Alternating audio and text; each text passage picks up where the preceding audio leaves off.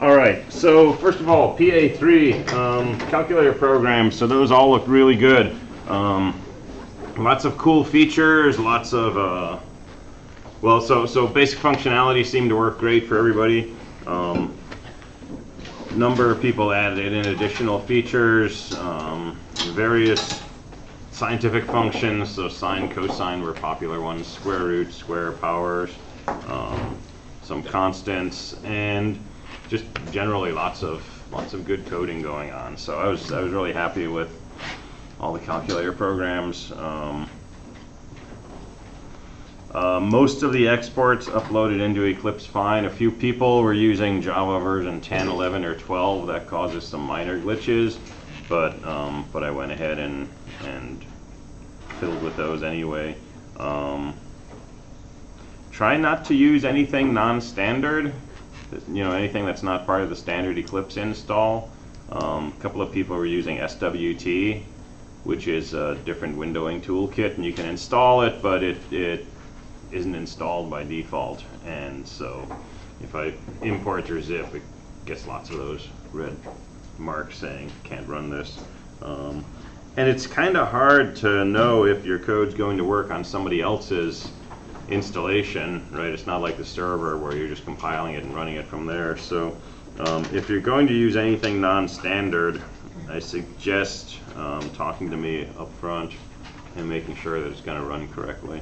But other than that, no problems that I saw with the program in general, and a lot of good creative solutions. So that was definitely nice work. And I don't think I need to go through and show you my code because it's like most other people's code. And it's all sort of up to you what you do as far as some people implemented constants, some people implemented a clear entry button. It's just code at that point, right? So this was largely an exercise in putting up the GUI and interacting with the GUI and sort of keeping a notion of state. So if you hit the number 5, is that the first number that you're entering? Is it getting added onto a display? Is it part of a second number? And so on. If you hit plus, is that the conclusion of a previous operation, or is it the end of entering the first number, right? So stateful programming. And that's by and large what a lot of your coding is probably going to be down the road, right? When you get outside of the classroom.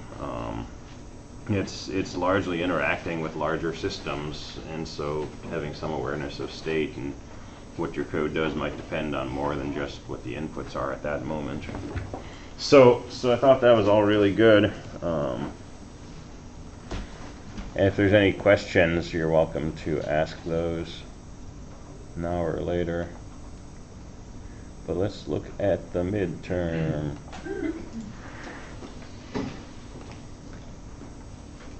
So if you took the midterm in the afternoon section, some of these questions will be different, but I'll go over the afternoon's midterm in the afternoon so you can catch the video. Some of the questions are very similar though. So question 1 was basically constructing a class, defining a class called my class that had some constructors, had some methods to it. Biggest issue I saw here is the whole idea of fields inside a class. So here's a class called my class. And it says that it's going to contain 3 integers x, y, and z.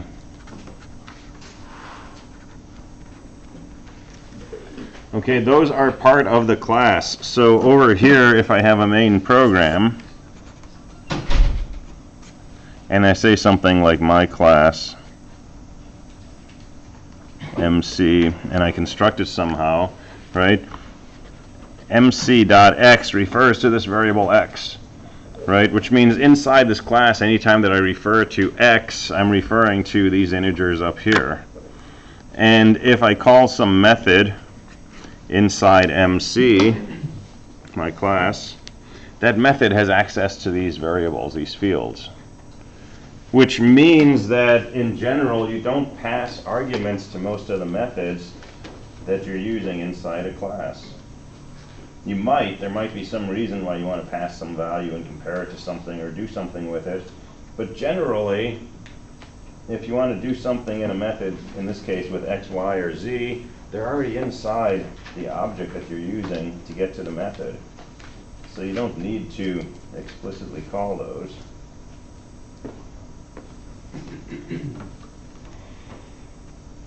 All right, so constructors can be constructed with 3 values for x, y, z, or can be constructed with 1 initial value. So constructors, public, no return type, name of the class, and then a list of arguments. So we could do integer a, integer b, integer c, x equals a, y equals b, c equals z. That will get you there.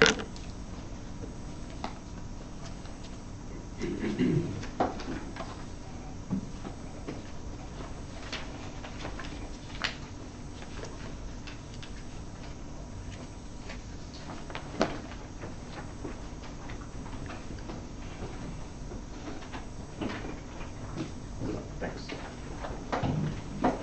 Sign in afterwards if you didn't sign in on the way in. So that will get you there. You could also do something like this.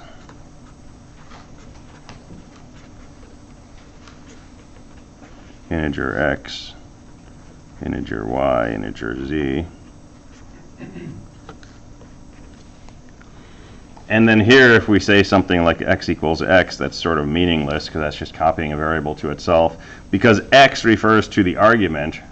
Right, so in this case, I want to set this x up here equal to the argument x. That's where you would say something like this dot x equals x. But that's really the only case where you need to use this here. For example, I could say this dot x equals a, but you don't need to. Right? The only x that has any meaning inside this context is the class variable x. Right? I don't have an x defined locally, so I don't need to use this to say I'm referring to the class variable. So you can put that in. It doesn't do any harm, but it's redundant. So you can just do x equals a, y equals b, c equals z. And the only time you need this is if there's some ambiguity. If x refers to something inside this method, then this will get you to the class variable. All right, and then constructor with a single argument. And you just set everything equal to whatever that argument is. And you're good to go there.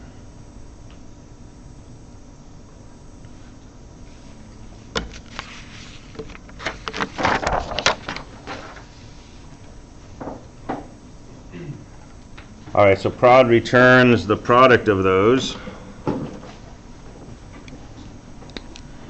So you can have, this is still inside your class. So public integer product doesn't need any arguments, and just return the product.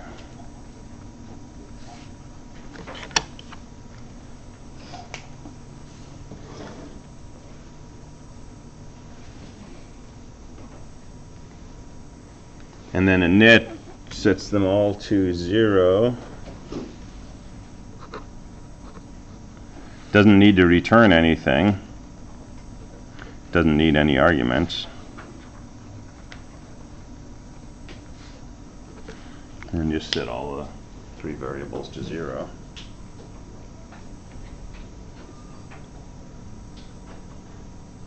And then ordered is a Boolean method, so public Boolean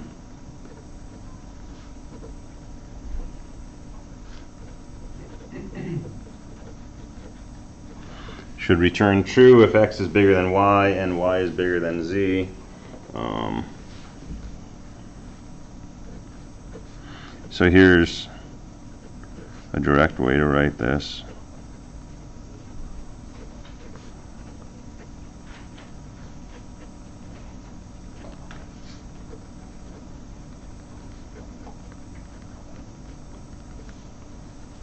So if x is bigger than y and y is bigger than z, return true. Otherwise, you're just going to return false.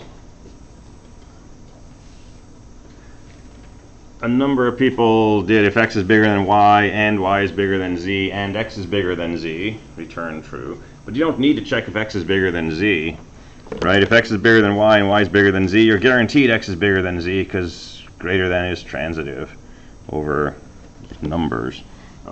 Doesn't do any harm, it's just an extra statement. If you don't say return false, you're going to get a compile error. Okay, because since we said this returns a Boolean, it's going to require that in all possible cases there's a return value. And in this case, if this if condition fails, you're not specifying a return value. That won't even compile for you. Another option would be just to say return x bigger than y and y bigger than z. Right, because this thing is a Boolean. This is equal to true or false. And we put it inside an if statement, but since we just want to return a Boolean which is true when this is true and false if it's not, we can just return that. And that's a one-line version.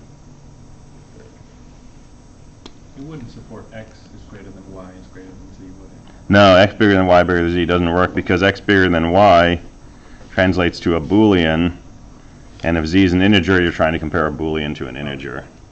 And I think that's the error it'll actually give you.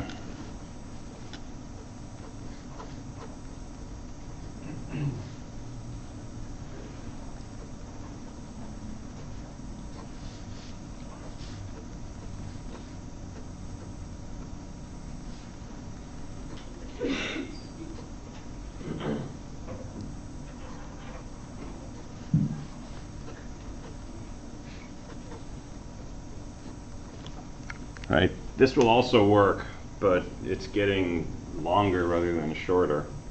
Right. But it's absolutely what you want. If x is bigger than y is a true statement, then see if y is bigger than z is true, and if that's true, then go ahead and return true.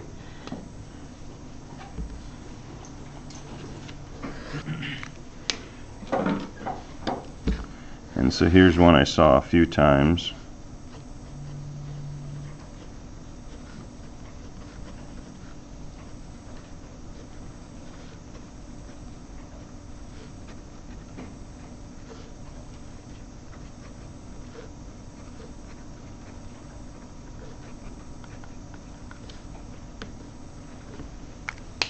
If x is bigger than y, if y is bigger than z, return true, else return false.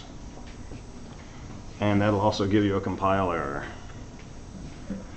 And if you line up your braces carefully, this is all one block of code. If x is bigger than y, do this, otherwise do that. So this basically says if x is bigger than y, do this block, which will return either true or false. But again, if x is not bigger than y, you're not going to specify a return value. That'll give you a compile error. So you could put another statement down here which said return false. And now you got code that's fairly complex to try to understand, which is not really the goal, but it works, right? And I would generally give you credit for something like this, but there's so many other ways to get this effect that are a lot quicker for someone to read and say, okay, I know exactly what's going on. All right, but lots of options as usual.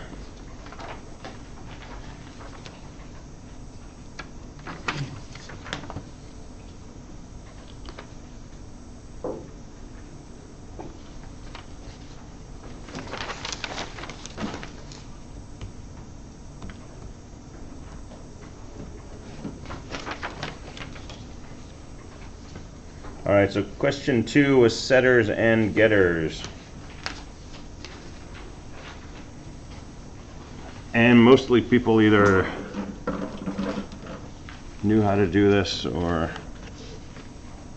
were close.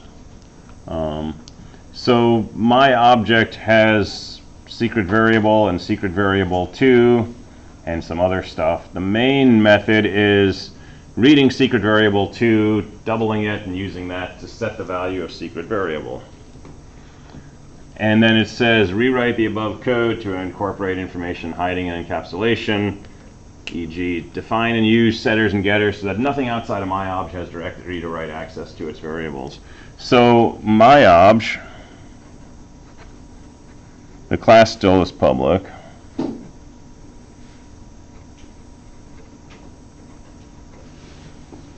But instead of saying public integer, we just say private. And now nothing outside of this class can access those, but things inside the class can. So what is an accessor? It's got to be a public method. And I only needed one getter and one setter because your main code only does one read and one modify. If you wrote both of them, that's fine. But mainly we need to read the value of secret var. So that's an integer. And typically a getter should be called get followed by the name of the object that you're getting, but you still obey camel case usually. So int get secret var 2, secret has an uppercase S all of a sudden. And this just returns that variable.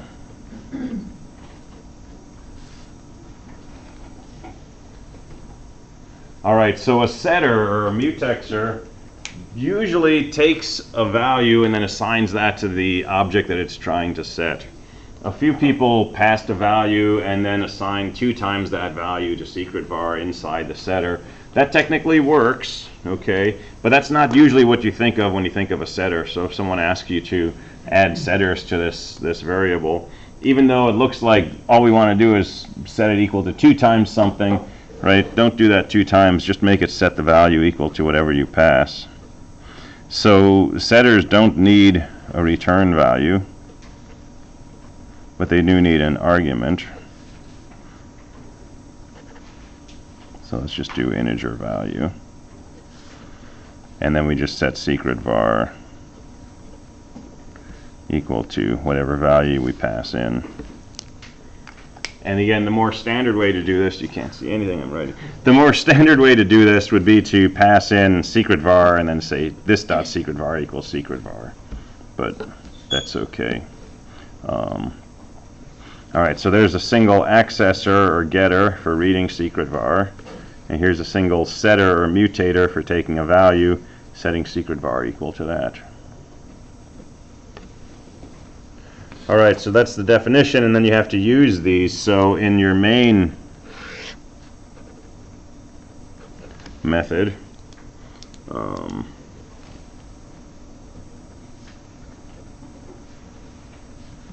you construct the myObject as usual, and then integer x equals myObject.secretVar2.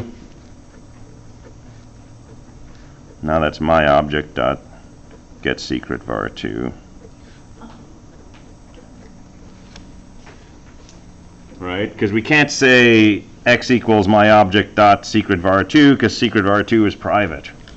But we can say get secretVar2, and what is secretVar2? It returns the value of this secretVar2. So it's the same effect as x equals myObject.secretVar2. But this will give us a compile error saying you don't have access to that, so we use this getter. And then we want to set secret var equal to 2 times x, so that's myObject set secret var 2 times x. And that used to be myObject secret var equals 2 times x.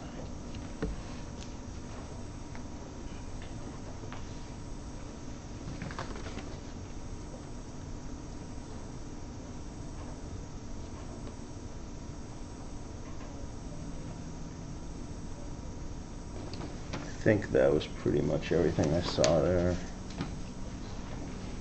And again, the setter doesn't return anything, right? Because we're not asking for a value, we're asking that something take place, that something assign a value to this variable.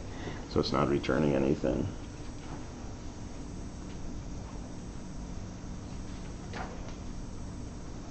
All right, so statics and non-statics. So an example of using an instance method. An instance method is a method that's accessed from an instance of a class, right? So from an object. So that would be I equals R dot area, right? Because R is an instance of a rectangle. And here we're using a method that we're accessing with R. So that's an instance method. So that would be A. An example of a static method other than main. Main is obviously static because it's got the keyword static. But area must also be static because we're not using an instance of a rectangle. We're using the word rectangle, the name of the class, to run this area method. So that's a static method. And then object construction is where we're creating an object, so that's going to generally have the keyword new, right? So here we're creating or constructing a new rectangle. So that's an example of construction. There's another example of a static method in here, besides area and besides main. Say again? Yeah, when we say print line, this is a static method. Right, because we're coming out of system, or out as a static. Yeah. Oh, yeah, I think you just said. Okay.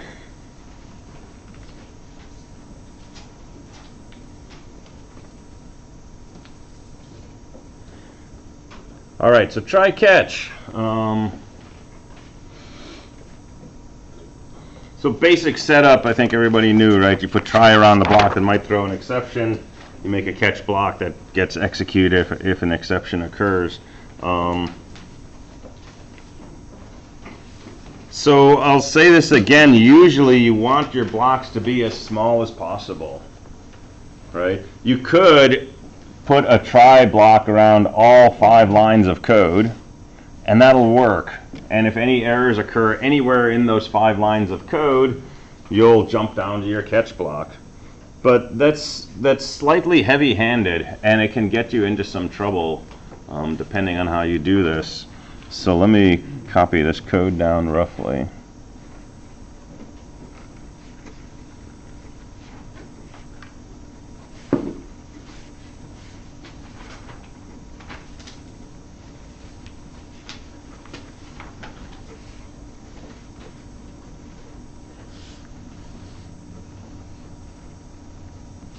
So we're summing up all the elements of the array, right?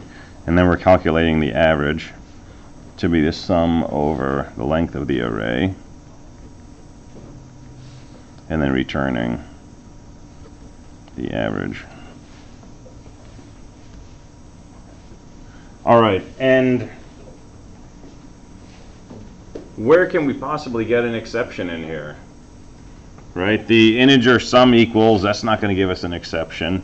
The for loop is set up to run I less than x dot length, so all of our accesses to I are going to be good.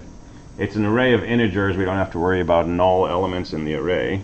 If x is null, then would x dot run throw exception? If x is null, then we got a problem, yes. But I don't think an array can be null because it's a primitive integer. I don't know if it would let me pass that. That's a cool question though.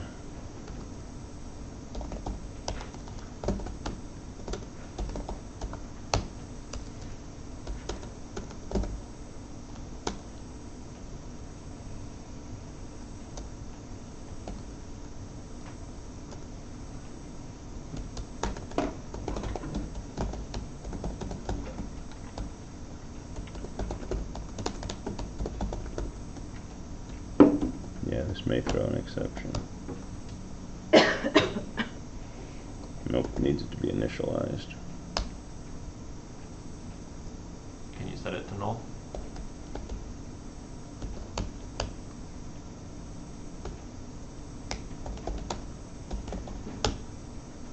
Yeah, you can. Alright, so that could throw an exception if your user is passing null.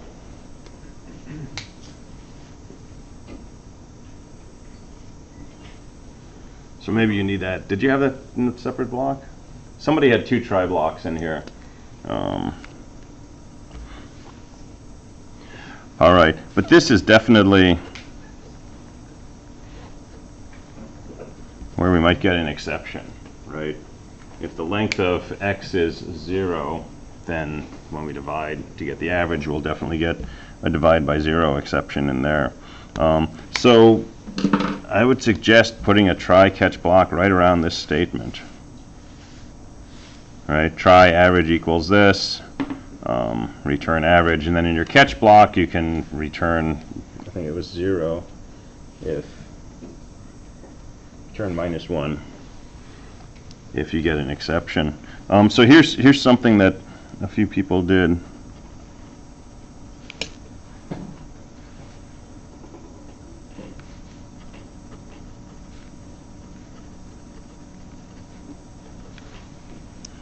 Right, so they put a try block before the average calculation, and then the catch block they just said average equal to, well, -1, I think. And then they returned average. This will give you a compile error too. Because if you declare integer average inside your try block, it's a local variable to that block. And once you get outside here, like in your catch or in your return, average doesn't have any meaning. So if you put your try up here and you come all the way down to the return, that'll work. If you put your try just around the calculation, that'll work.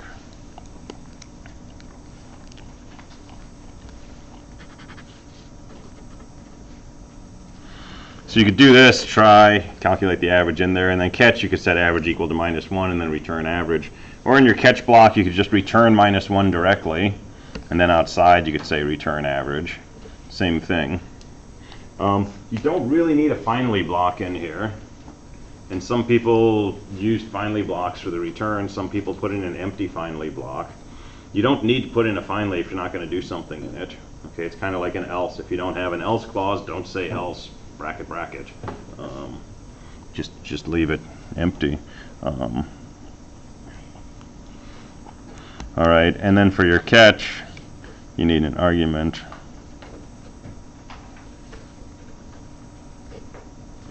Exception or array out of bounds exception if you want to be specific, but exception will catch any exception. And as I say, you can put your try block around all of this and that'll work. You can't put your try block outside the method declaration. Okay, try's got to be inside a method. But you can put it around everything and catch any possible error.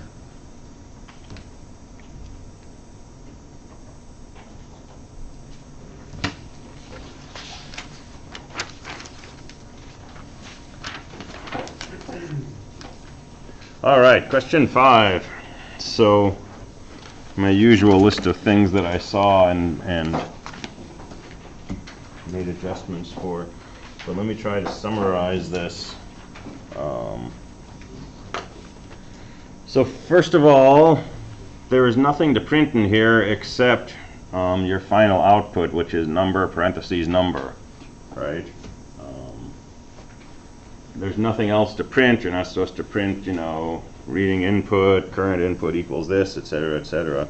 So that's the first thing. Second thing, this had absolutely nothing to do with linked lists, and a number of people started making linked lists. And linked lists are fine. I like linked lists. They're cool to use in some cases. But a linked list is useful when you want to save something in a certain way so that you can, in particular, go back and put things in the middle of it and so on and so forth. Like the word list that we used. We were trying to save a bunch of words. We were trying to save them in order, so we wanted to insert things in the middle. Linked list is a great structure for that. There's nothing you have to save here except a piece of information, which is how many words have we seen, how many magic words have we seen. Magic being hello or goodbye. So when I start seeing linked list code, I think of two possibilities. One, the person's really bored, right? Because this exam is very easy for them and they're trying to come up with interesting ways to do this. And this is what happened in some cases, right? And that's fine. Or two, you know, you're not sure what to do, but you're going back to the last time you had code that looked something like this and involved a linked list. And so the linked lists pop in. And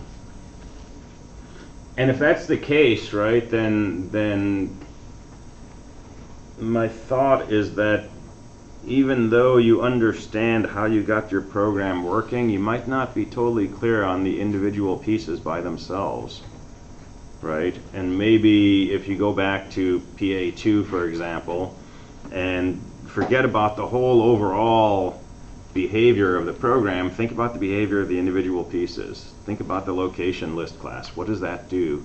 And write some code that uses that and experiments with it and really get a good handle on what is the scope of the location list class.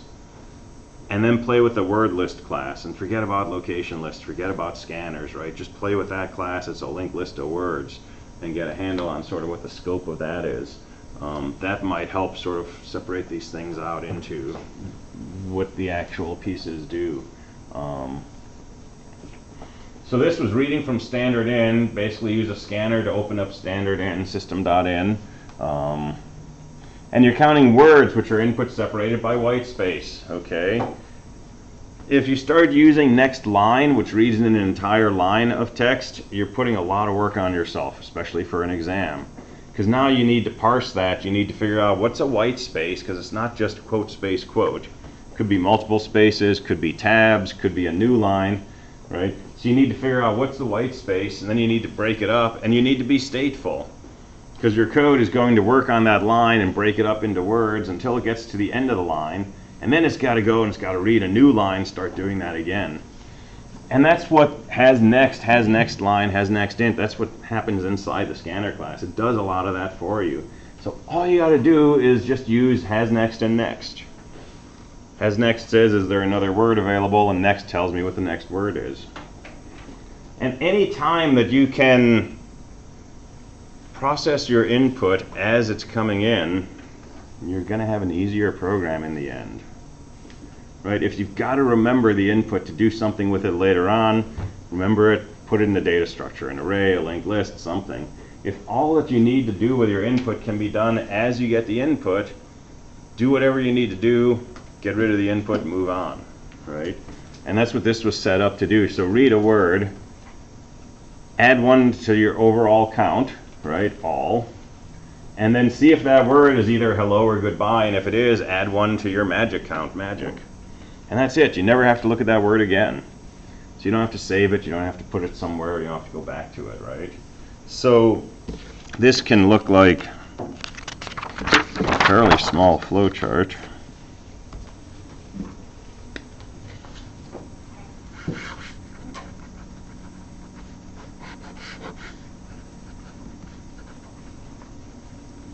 So all and magic are my counts, set those to 0.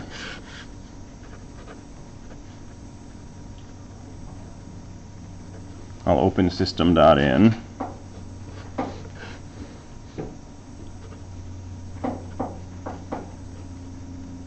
And I'll use has next to see if there's anything left. If there's not,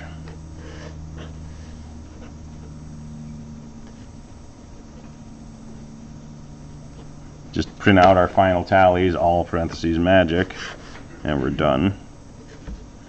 But if there is a next word,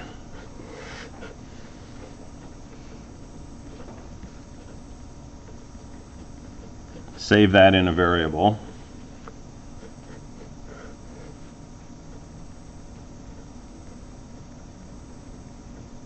That's hard to see. If temp is equal to hello,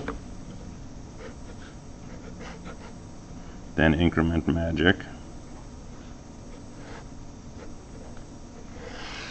We'll make some spaghetti code so I can make it bigger. If temp is equal to goodbye,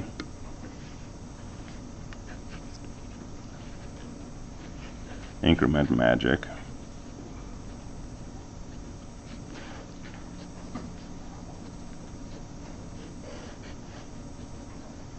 Increment your total tally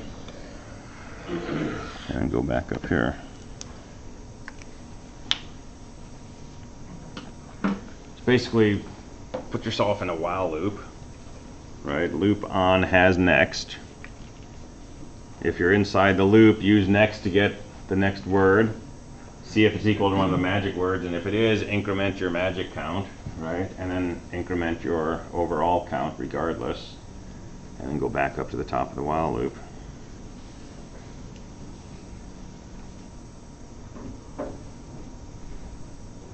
All right, no conversion to lowercase, no string dot replace all, nothing like that. I saw that in some cases also. There's nothing in the problem statement that says anything about converting to lowercase or uppercase or getting rid of special characters, right? So there's no reason to do those. In general, don't ever use next until you've used has next. If in the beginning of your code, you say something like this, string t equals scanner.next. If there's no input available, that'll throw an exception. I almost said segfault. That'll throw an exception. So you want to use has next before you use next. That tells you that it's safe to use next.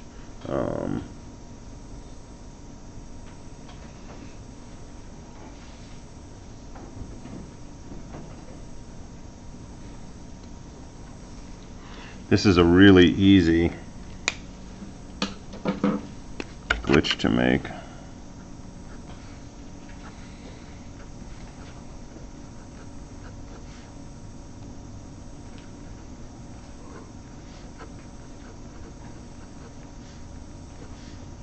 That should have been uppercase, that's okay.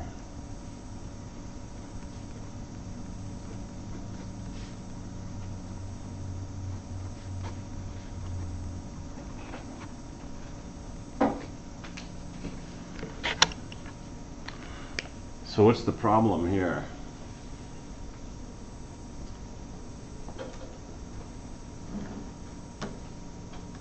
Assuming we're inside the while loop and everything is fine up to there. If SC next equals hello or SC next equals goodbye. Well, for equals you're comparing two objects, right? So when you're comparing both of those, it wouldn't be true? Well, this should give us a string, right? And this is also a string, so this should tell us if hello is equal to that. And same with goodbye. So that should be okay, but there's something else here. You're grabbing the next word twice. Yeah, you're grabbing the next word twice, right? This is grabbing the next word from our input, seeing if it's equal to hello. If that's not true, this is going to grab another word from input, right? So we're kind of skipping every other word. Because this is a method, it's a function call, right? So you want to do something like this, and then just do the name of a string. Right, this is what we do with fgets and scanf in 222 or 224. Use fgets to turn this thing into a string, and now you can do whatever you want with that string. You can put it in 100 different if statements, and it's not going to be a problem. So back to this old theme, ingest and then process instead of mixing them.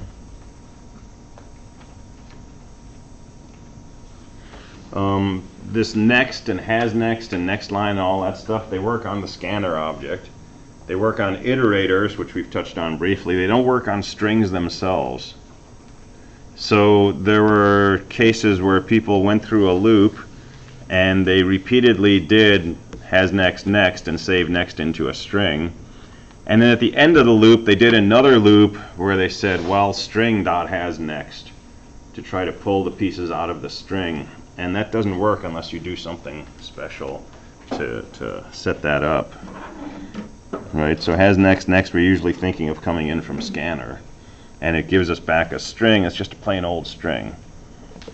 You could store these in an array, but again, why would you do that? You don't need to. In arrays, you got to worry about how long is my array and so on and so forth.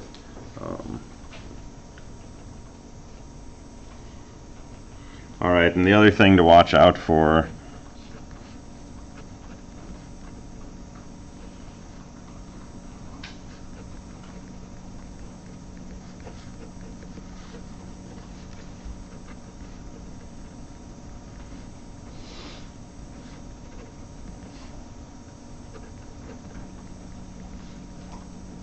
so we got a while loop. All right, really easy mistake to make. This return statement is sitting inside this if block. So the first time that you get a word that's equal to hello, you increment the magic count and then you return. And that's it, you're done with your method. Right? And it's just a matter of, that should probably go on the other side of that bracket. really, really easy mistake to make. Indenting when you're actually working on an editor, right, will help with this. Because the indentation helps you know where the block starts and ends. All right, so minor details on this. So, nope, we didn't need that one because we weren't doing characters. Make sure you use dot equals instead of equal equal. That was the only other thing. All right, so really quickly, question 6, which was the linked list. So this was my bad in here. My intent was that we had a class that implemented a linked list. The linked list was made out of these nodes. That's what the nodes looked like. And the class was supposed to have a node called header. That was the first node of the list, or null if the list was empty. So I don't know why I had you passing a node to this count method. Doesn't do anything. So there was an ambiguity there, and some people ignored it and just used header as the first node. Some people ignored header and used my node h as the first node. So I accepted either because it was completely a gibberish thing to do. And no real big issues in here. Small issues, sometimes the count would be off by 1. If you do a while loop until so you got a temporary node that moves through the list. If you do a while loop until temporary.next is null, you may not be counting the last node, depending on how you set that up. No need for previous nodes here, and no need for marching through with a previous next pair. Some people did that and didn't actually do anything with previous, so doesn't break your code, but doesn't do any help either. All right, so I'll leave this over here on the side. Sign this in if you didn't. Sign in on the way in. And tomorrow we will go back to working with decision trees. We'll do some exercises on the board with parsing and writing out decision trees. Question number 6 scared me because I did it recursively, and I was like, no way, there's got to be more. I feel like Yeah, so